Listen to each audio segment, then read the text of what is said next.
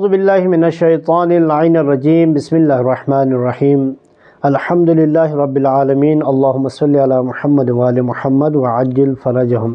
ناظرین، ہمارا ٹاپک چل رہا ہے وضو۔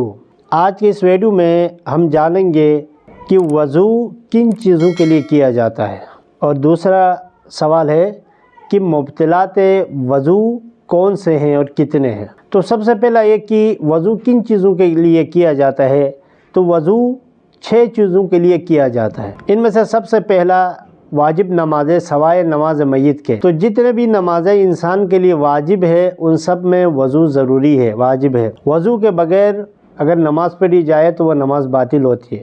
لیکن نماز میت ہے کہ جس کے لیے وضو ضروری نہیں ہے، تو اگر وہ بغیر وضو کے بھی پڑھی جائے تو وہ نماز صحیح ہے۔ اور اس کے بعد ہے سجدے اور تشہد کے لیے جو شخص بھول گیا ہو، یعنی بھولے ہوئے سجدے اور تشہد کی قضا کرنے کے لیے بھی وضو ضروری ہے، واجب ہے۔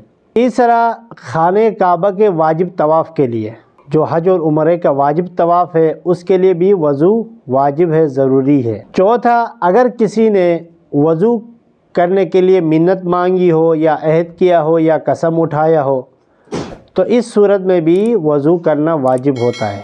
پانچواں یہ کہ اگر کسی نے منت مانگی ہو کہ میں قرآن کا بوسہ لوں گا، تو کیونکہ بغیر وضو کے قرآن چھونا، قرآن کے وہ عربی عبارت چھونا حرام ہے، تو اس کے لیے وضو کرنا واجب ہے۔ چھٹا، نجس قرآن کو پاک کرنے کے لیے بھی وضو ضروری ہے، واجب ہے۔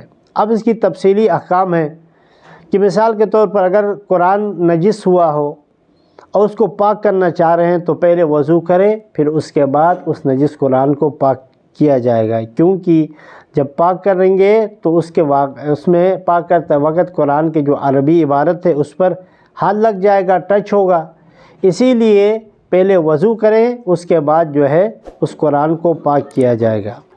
تو ہمارے سننے والوں اور دیکھنے والوں سے گزارش ہے کہ ہمارے چینل کو سبسکرائب کرے، لائک کرے، شیئر کرے، اور ہمارے اس موضوع کے متعلق کوئی سوال ہے تو وہ سوال آپ نیچے کمنٹس میں کر سکتے ہیں، تاکہ اس کا انشاءاللہ جواب دینے کی کوشش کریں گے۔ والسلام علیکم ورحمۃ اللہ وبرکاتہ۔